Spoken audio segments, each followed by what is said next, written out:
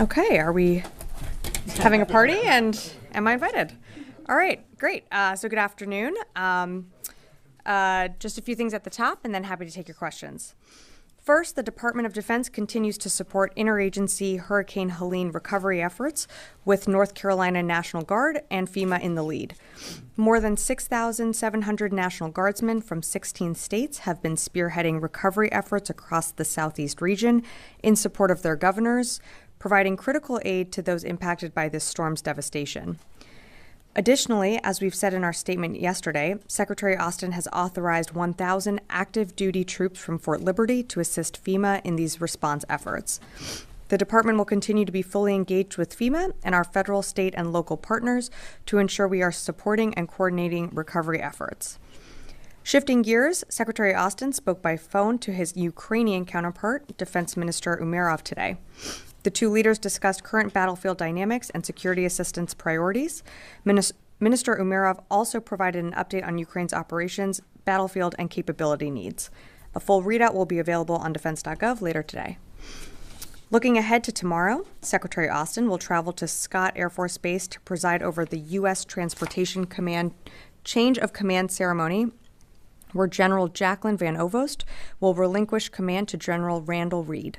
I won't get ahead of the Secretary's remarks, but the Department is very grateful to General Van Ovost for her decades of honorable service to the Air Force, the Department of Defense, and to our nation. The ceremony and the Secretary's remarks will be live-streamed on defense.gov tomorrow. Shifting gears again, this past weekend, the Royal Australian Navy, the Royal Australian Air Force, the Japan Maritime Self-Defense Force, the Royal New Zealand Navy, the Armed Forces of the Philippines, and the U.S. Navy conducted a maritime cooperative activity within the Philippines' exclusive economic zone in the South China Sea. Exercises like this demonstrate the strength of relationship between partners and allies and enhance cooperation, interoperability, and combined capabilities in the maritime domain, contributing to peace, stability, and upholding the freedom of navigation and overflight in the Indo-Pacific region. Of note, this was the first time New Zealand participated, and it shows that cooperation represents the centerpiece of our approach to a secure and more prosperous region where aircraft and ships of all nations may fly, sail, and operate anywhere that international law allows.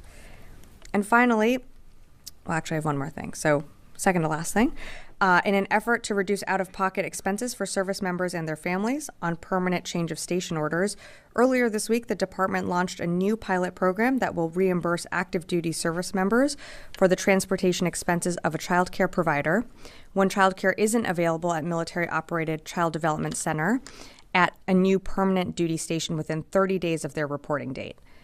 Service members may be reimbursed up to $500 for PCS moves between CONUS locations and up to $1,500 for moves to or from locations outside the continental United States, including Alaska and Hawaii, and U.S. territories and possessions for travel costs of a child care provider. Taking care of people is a priority for Secretary Austin and the Department of Defense, and this program reflects our ongoing effort to learn, listen, and lead on issues that are critical to meeting the unique challenges of military life. And for more information, please visit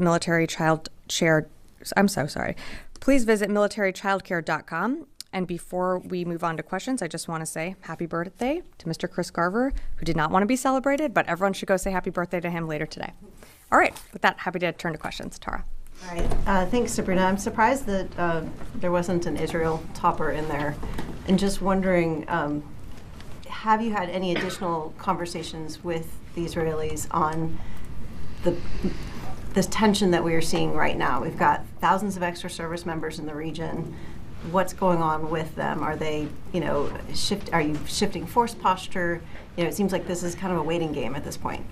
So in terms of, what our forces in the Middle East are doing right now, their mission hasn't changed. They're there, to protect U.S. forces in the region if called upon for the defense of Israel. But as you saw, that was put into place on October 1st when Iran launched another attack against Israel.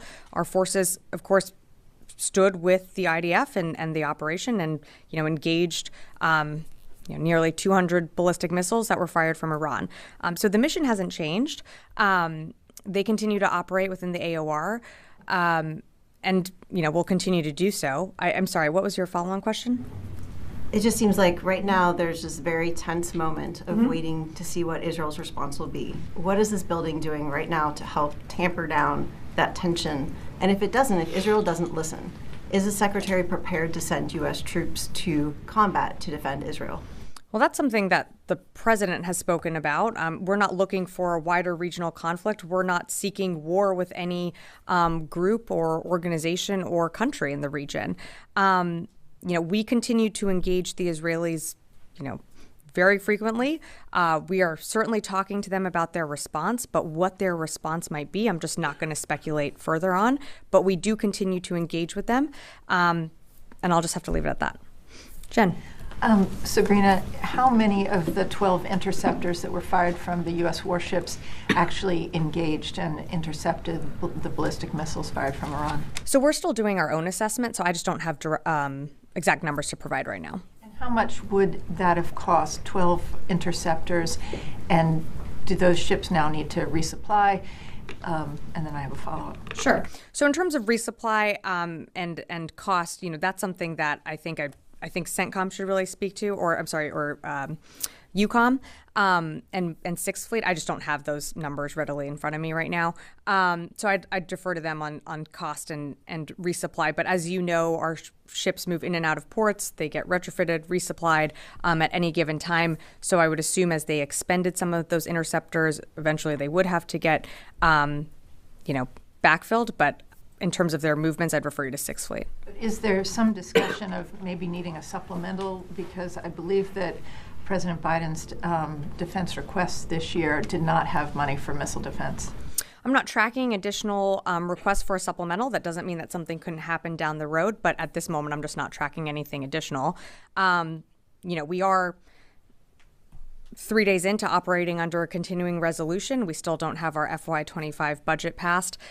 So the biggest full court press from this building is, of course, urging Congress to pass an appropriations bill so we don't have to operate under this this continuing resolution. That's something that's top of mind for this building, and we're going to continue to engage with Congress on that. Idris. You sort of hinted at this when you said the U.S. would help defend Israel. But more specifically, will the U.S. military take part in any offensive Israeli operations against Iran? So what I can tell you, Idris, is, we're certainly consulting with Israel and talking to them about their response, but I'm just not going to go any further than that. Rule out the U.S. military could take part. I'm just not going to go any further than what I have. And then the Secretary and Defense Minister Gallant speak regularly, but there have been a number of instances in the past where Minister Gallant has not notified the Secretary before a major operation, most recently the killing of Nasrallah. Why do you believe the Israelis will share with you what they're going to do before they do it this time? Well, we've been in pretty much the last 2 weeks almost daily conversations, not every day, but almost daily. In those conversations, without going into the details of what all is shared, we do receive updates on, some of their plans and operations. To your point, we were caught off guard by the strike on Nasrallah, but that doesn't mean that we are, on other operations. They're going to continue to, call and speak to each other. We don't get a heads up on every single operation that they're conducting every single day, but there is certainly, I think a good relationship between Minister Gallant and the Secretary, and they're going to continue to engage with each other. To get notified if they attack Iran? I think I can tell you that we are talking to them about their response. I think the president spoke to this as well, without characterizing his words. But I certainly think that any response from Israel to Iran, we will be part of those discussions. Joseph. Thanks. On the Israeli invasion in Lebanon, for about 8 or 9 months of the department saying they were against any type of ground operations or invasions, over the weekend that stance changed. Now the department is saying that they support limited operations from what they understand the Israelis are doing. What is limit? I mean, we've seen this before in Gaza. What is it that's limited for you guys? At what point do you push back and say this is no longer limited, this might be against U.S. interest and potentially Israeli interest for whatever they're trying to do. Because we reported that U.S. officials are saying that it needs to remain limited or else they could lose U.S. support. So to characterize what they're doing along that northern border is what we see is, and how we assess is it's limited in the scope and scale. And what they've said to us is that they're going after, Hezbollah infrastructure that is along that border where, Israeli communities are. We understand that the strategic purpose of this is so that Hezbollah cannot maintain the capacity to attack Israeli communities right there at that border in that short range. Look, we're still going to have these conversations with them. Right now, what we are observing and assessing is that these are limited in terms of the types of operations and how they're being conducted, as well as the people. Different militaries conduct operations differently than the United States, just as we do, separately from other militaries all around the world. But our assessment still remains that these are limited in scope and scale right now. And then just one more. Is it fair to say that there's any type of disconnect between the Secretary and the NSC or other agencies of the Biden administration in terms of how they agree, or what the Secretary believes is the best way to go forward with whatever military operations they're carrying out? I'm not seeing any differences between the White House or this building. The Secretary is in regular communication with the NSC and with the President. Having spoken to him, this week and weeks previously during this time, I don't see any daylight between the Pentagon or the NSC. Tom. Thanks, Sabrina. Two questions. This morning, President Biden was asked if he supports Israel striking Iranian oil facilities. He gave a little bit, it was noisy, I think. He gave a little bit of a mumbled, not very clear answer. He said, we're discussing that. To be clear, is the Pentagon talking to the Israelis about striking Iranian oil facilities? Yeah, so Tom, as you can appreciate, I'm not going to be able to go beyond what I've already said, which is that we are discussing with them what a response to Iran could look like. But detailing out from here what potential targets might look like, I just don't think that serves a purpose or is really that helpful. Okay, thanks. And second question, there's a growing sense of a double standard regarding evacuations. Whereas the US rushed to evacuate Americans from Israel, Americans in Lebanon have for the most part been told to find their own way out. I know it's a State Department decision. But could you reassure Americans in Lebanon that US military is on hand to help them evacuate if needed? Well, Tom, not to just push back a bit on that question, but one, it is a State Department request to issue some type of military assisted departure or a type of NEO. It also has to do with the demand, and if there's a demand signal for that. Right now, the embassy in Beirut continues to operate on regular hours, is still open. There are still, my understanding is that there are still commercial options available to American citizens to get out. Like $7-8 grand. Yeah, well, I believe today, my colleague at the State Department was just briefing that there are tickets available in the hundreds that can be purchased, or if someone cannot afford that ticket, there is a loan given to them that can be repaid over time. So, I mean, some of this is, better directed towards the State Department, so they can explain some of the, policies and procedures that are put in place. I think what I would urge you to look at, Tom, though, is from the very beginning or from very early on, the State Department has issued travel warnings against traveling to Lebanon, encouraging American citizens in Lebanon to get out via commercial options. The U.S. military is, of course, on the ready and has a whole wide range of plans. Should we need to evacuate American citizens out of Lebanon, we absolutely can, and they can be implemented. We haven't been called to do that. So, of course, we remain ready, and we'll be in touch with our state colleagues, but that's not something that, is being considered right now. Yeah. Thank you, Sabrina. When you say you're talking to the Israelis about their response, does that mean that you are coordinating the details of the response, the scope? Not necessarily. What do you mean by talking? to the Sure. Israelis? So I think without going into private conversations, what I could tell you, it's more about trying to understand what their response might be. I'm just not going to be able to go into further details than that. Okay, when you are trying to understand what the response is going to be, are you confident that the Israelis will give you a notice in advance when and where the response is going to take place? Yeah. So Joe, Or they're going to keep you in the dark? what I can tell, great question. Same question that Idris asked me. My answer has not really changed. Well, let me then try and tackle this different question. So in terms of advance notice, we are talking to them about their response. I'm just not going to be able to go into more details than that. In terms of the advance notice, again, we're talking to them.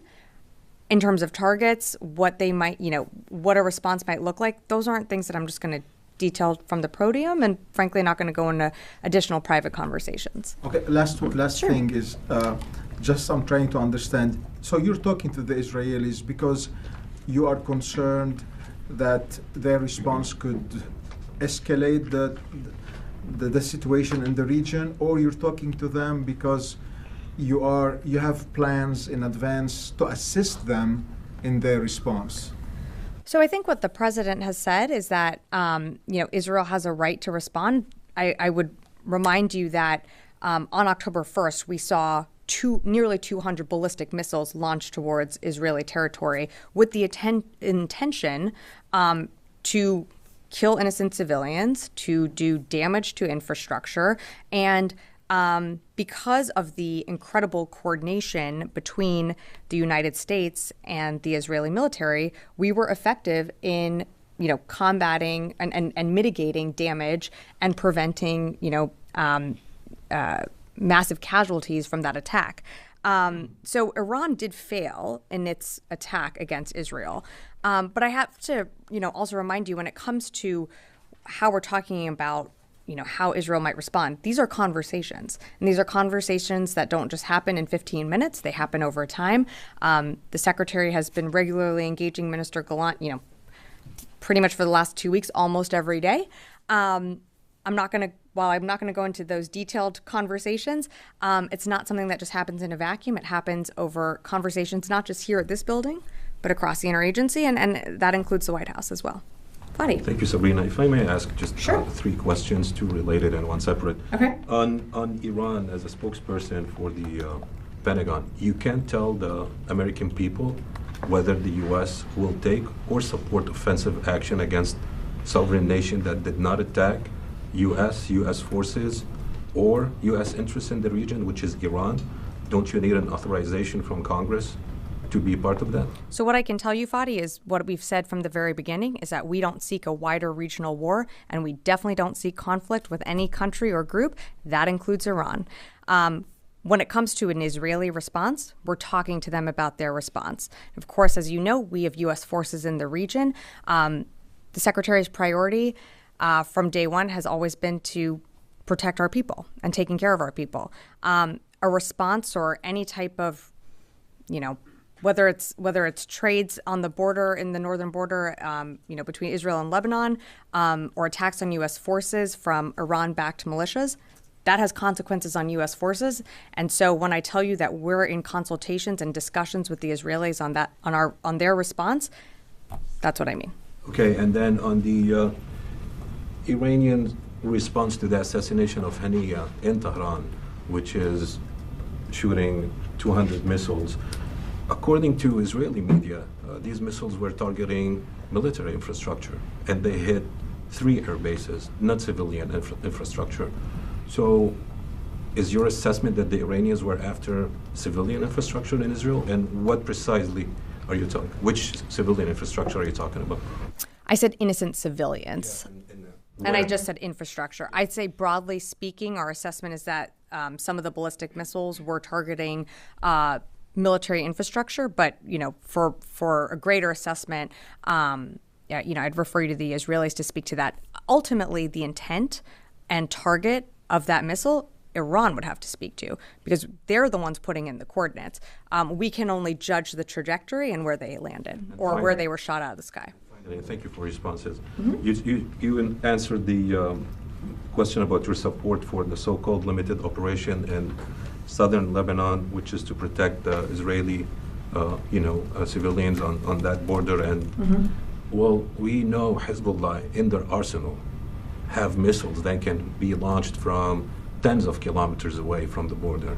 So how does that operation make any sense if the intended or effect or impact or goal is to prevent Hezbollah from launching those attacks? Along that border and some of that infrastructure are C2 nodes and storage facilities that the Israelis military, and understandably feels the need to eliminate in order to get their population back into the north. And this is not just for the protection of Israeli citizens. These are also, Lebanese citizens that live on the other side of the border to allow for, them to live in safety free from Hezbollah as well. So the Israelis are trying to protect Lebanese civilians. I think they are certainly trying. I'm not going to characterize, all of their operations, but they've been pretty clear that they want to see their people move back into the northern communities, and they are conducting limited operations along that borderline.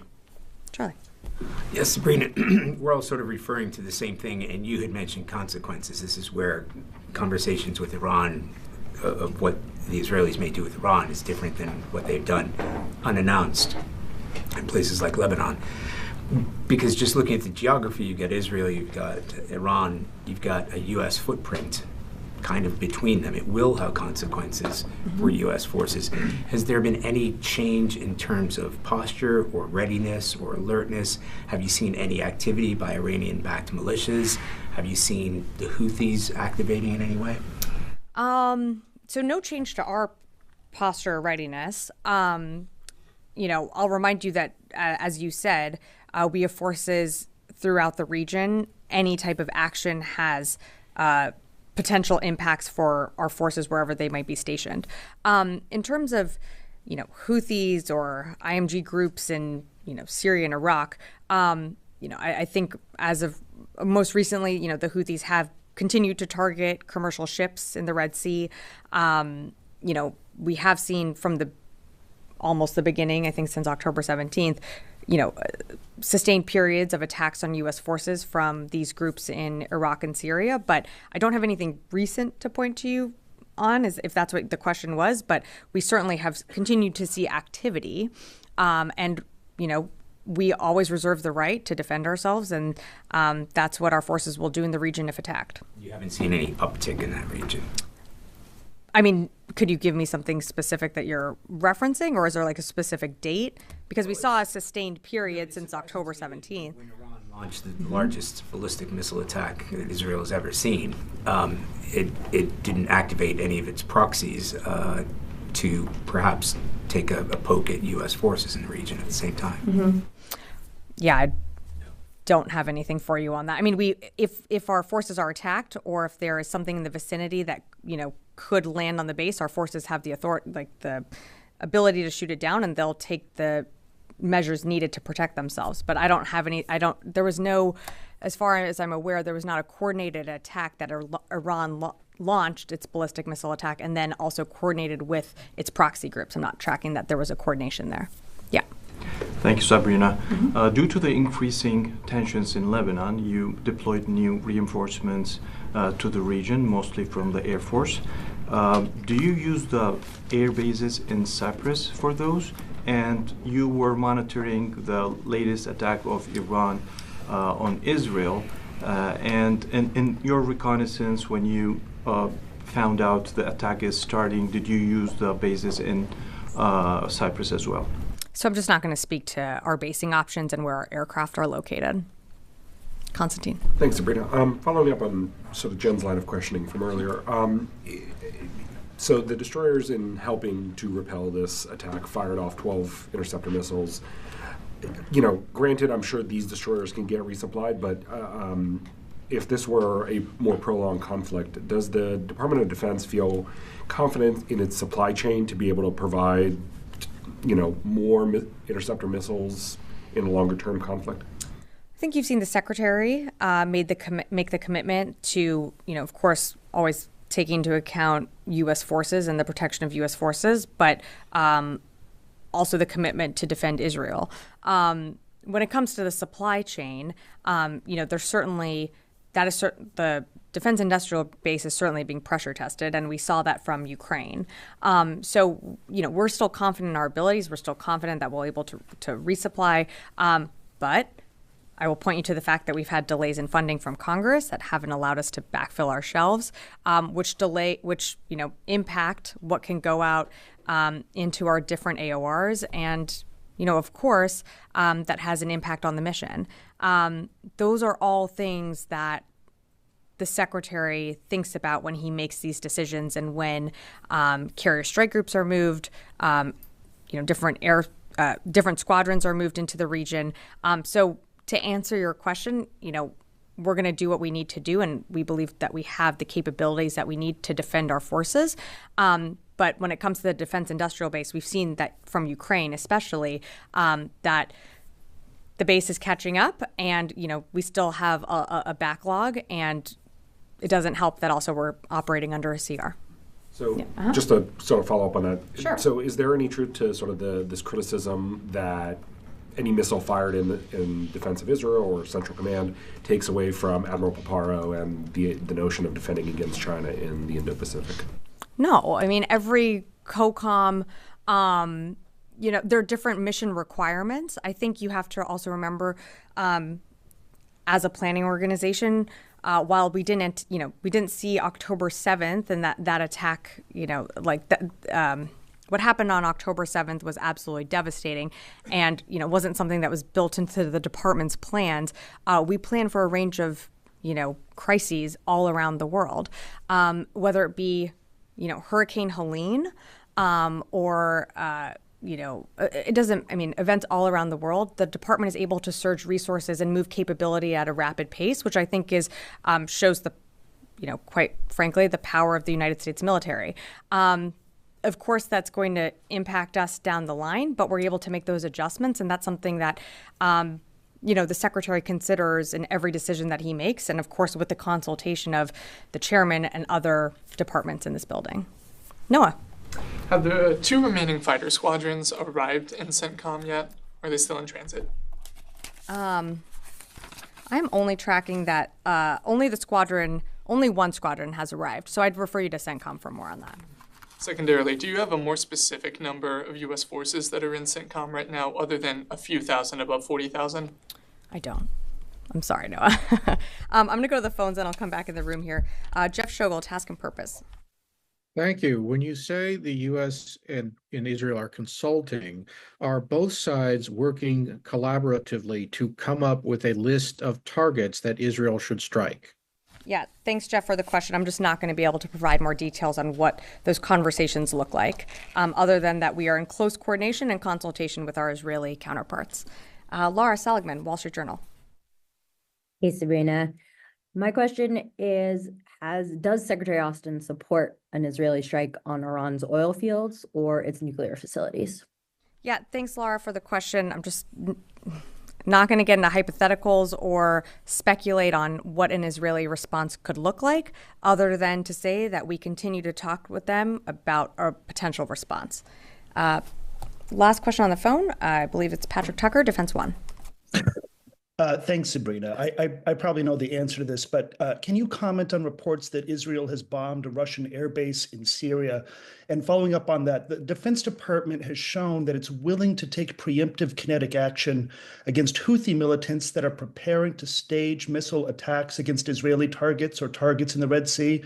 Would that same policy apply to Russian forces that are clearly preparing to stage attacks against Israel or other targets in the region, or would they get a slightly different policy even if they're engaging in the same preparatory strike action?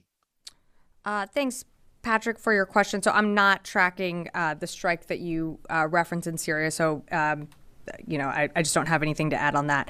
The actions that we take in the Red Sea are defensive in nature. And when, U.S. forces are threatened or there is a threat to commercial shipping, that's why the Secretary stood up Operation Prosperity Guardian. It is in self-defense, and it is a coalition that has come together of like-minded nations to combat that Houthi threat. Not going to speculate on, other threats down the line. This department, as you have seen, can make adjustments at any time all over the world. And I'll just leave it at that. Happy to come. Yeah. Thank you. So today, President Zelensky urged NATO allies to help intercept Iranian missiles and drones over Ukraine as they do with Israel. Can the United States and allies help Ukraine with that? I mean, since it's possible with Israel, why cannot it help with Ukraine? Thank you for the question. While I appreciate the question, we are talking about two very different landscapes and battlefields. The president, at the very beginning of when Russia invaded Ukraine, has directed this department to provide Ukraine what it needs on the battlefield. They have been very successful in employing, whether it be air defenses or other capabilities, to continue to take back their territory. The secretary just had a call with Mr. Umerov, getting a battlefield update, getting to better understand what other capabilities they might need, if any. The president has made a commitment that, the United States is not putting boots on the ground into Ukraine, but we are supporting Ukraine in their efforts to take back their sovereign territory. Well, shooting like those targets, say from Polish or Romanian territory, would that be putting boots on the ground? That would be involving us in a war in a different way. And right now we feel that Ukraine has been able to successfully defend against, Russian strikes to their cities, to their populations, to their infrastructure. And we're going to continue to make sure that they have the support that they need to do that. Separately, one more. On the F-16 training for Ukraine of those 18 additional pilots, do you have any time frame for that? Will it begin this year, next year? Any details? I don't have any time frame for you on that. As you know, one of the requirements for pilot training is a proficiency in the English language. So, once those pilots are trained and ready, we will start working with them. But I just don't have an update or timeline for you. Yes, sir. Thank you, Sabrina. Two questions. First, if Iran failed in its attack on Israel, what's the logic behind a response from Israel? And do you believe that an Israeli attack on Iran is imminent? Look, we're continuing to consult with them. So in terms of something imminent, that remains to be seen. Iran did fail in its attack against Israel, but I think it's important to put it into context that they launched nearly 200 ballistic missiles towards Israel. Israel has a right to respond to that. I'm going to leave it at that. Lastly, Iran used Iraqi airspace to launch its missile towards Israel. Do you knowledge any missiles intercepted in Iraq? And if I may add, you have enough airspace, enough defense capabilities in Iraq, not just to defend your forces, but to respond to Iranian missiles if launched on Israel. We have deep air defense capability in Iraq. In terms of anything that was shot down over Iraqi airspace, the U.S. engagement when it came to the attack on October 1st came from our two destroyers in the Eastern Med. So anything shot down in the air or over Iraqi airspace, I'd refer you to the Israeli government to speak to that. Yes, in the back. President of Ukraine, Zelensky, said today that the West is dragging out long-range missile supplies. Is U.S. dragging out long-range missile supplies? No, what I would say is we have a limited supply of long-range missiles, and we can only a few nations have that supply, whether it be ATACMS, Storm Shadows, Scalp, you name it. They are limited in their supply. So, we're not dragging it out. I think, in fact, you've seen this administration, this building, be very committed to making sure Ukraine gets what it needs to defend itself. But you are talking about interceptors that, we have a limited amount on our shelves. And so we also have to always assess our own readiness whenever we make decisions when it comes to presidential drawdown packages or U.S.A.s, which are long-term. And that's what that's the secretary's in his mind. He's always assessing our readiness and what U.S. forces need. Goel. Thank you, Madam. Two questions, please. One, India's foreign minister was here meeting with the Secretary of State during the time, at the same time when Iranian missiles went on Israel or attacking Israel. So my question is here that India have also, of course, good relations with Iran and as well as with the Middle East countries and all that. If Secretary of Defense or anybody from the department have spoken with him or met with him to bring some kind of peace or India can help in the Middle East or between Russia and Ukraine or now Iranian missile attack. I don't have any conversations to read out from Secretary Austin, and any country that wanted to, work to de-escalate tensions in the region, we certainly welcome that. Second one, as far as Bangladesh is concerned, Bangladesh interim Prime Minister, Mr. Yunus Mohammed, was also at the United Nations, of course, and also met President Biden. Any role the DoD or Defense Department playing as far as Bangladesh situation is concerned there, or bring the new Prime Minister or elections and ongoing discussion as far as U.S. and Bangladesh military-to-military relations? I'm not tracking any DoD involvement. I would refer you to the State Department for more. I think that's happening more in the diplomatic channels. I'll come back. We'll keep going around, and then happy to come back here. Yes. Thank you, and then go to Louis. As you mentioned that you are engaging in discussions with the Israeli about what their response to Iran.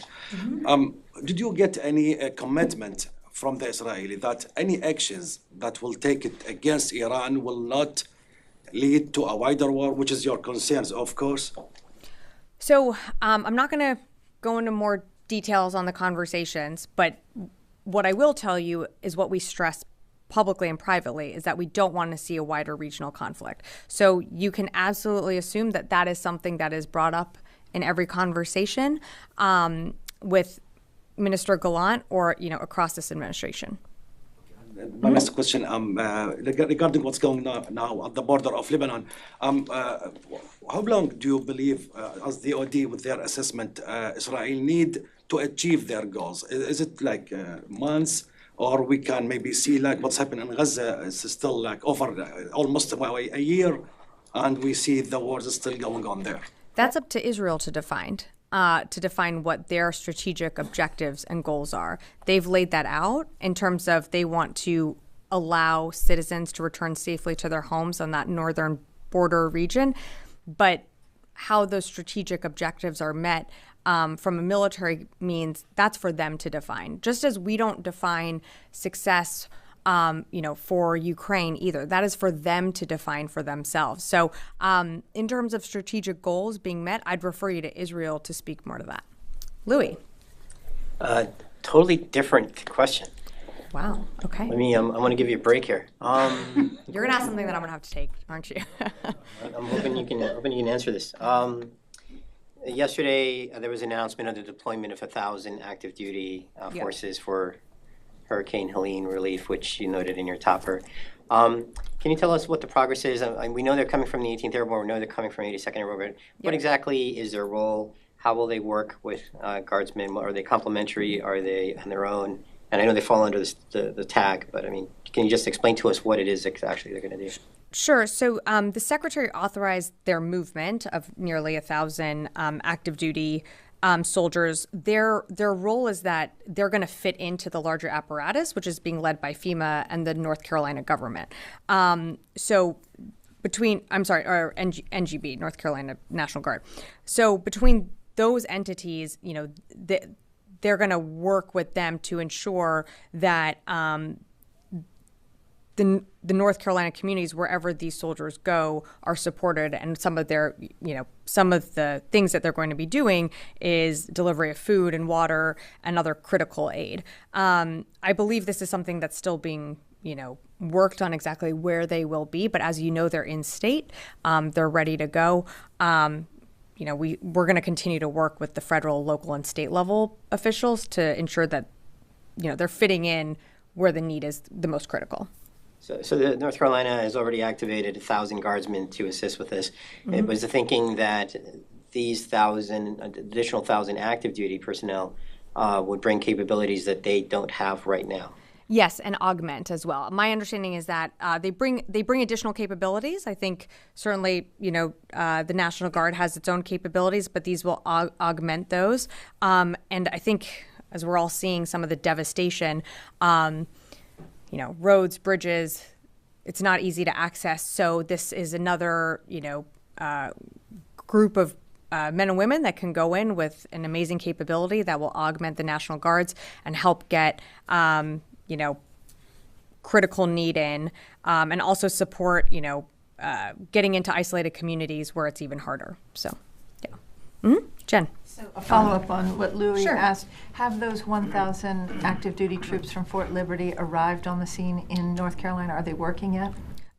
Not to my knowledge. I believe that is still being worked with the state. So for more on when they actually depart, I'd refer you to FEMA for more on their efforts. What is taking so long? They are a couple of hours away from Asheville where they don't have helicopters to get in. It seems a little strange that the 82nd Airborne can't deploy a little faster. I think they're certainly ready to go. They've been authorized. It's more a matter of making sure that the state and FEMA are ready to knit them into the structure that's in place. The last thing you want to do is have a bunch of people show up and kind of exacerbate the system even more. They're authorized. They're ready to go, but it is ultimately the state's call on when and how they are moved into the state. I'm going to come back and then, yes. Go ahead. Hi. Jessica with News Nation. Yeah, hi, nice to see you. Hi. Some military bases were impacted due to the hurricane. I was just wondering if you have a timeline as to how soon they might be back up and running. Some military bases, you mean in terms of evacuation? Yes, some of the troops were. Yes. So there were precautionary measures taken to evacuate some of our bases and move our people out due to the storm. I don't have a timeline on when folks will be able to go back to those bases. That's obviously an assessment that the commander would make. So for each base that you're interested in, I'd probably reach out to the base itself or Northcom, but I don't have those details and timelines in front of me. Sorry. Joseph, do you have any updates on the Truman, where it's going to deploy, and does the Secretary have any plans to call for another 2 aircraft carrier or strike groups to be in the Middle East? So right now I don't have more than what Sixth Fleet had announced, and that the Truman will be continuing into the UCOM AOR. I think probably participating in an exercise soon. The Secretary always reserves the right to change her orders, but right now she's continuing as planned. Okay, one more. Okay, yes. Just kind of adding to Luis's question, how common is it for active duty soldiers to participate in disaster response? Is this a new thing, or in disasters of past, has that been pretty common? No, you've seen participation of active duty. I will be honest, I don't have a full rundown for you here, but I think in 2018 was when maybe the 18th was activated for a response. It's not uncommon. It's on the needs on the state. And of course, what, the local and state leaders assess what they need and in consultation with NGB. But it is common. It's what, they can be used for a range of, whether it be a crisis in a different part of the world or a national disaster, natural disaster, I should say. They are there to help support their communities, and so it's not uncommon. Is my bottom line is what I'm trying to say. Okay, thanks everyone.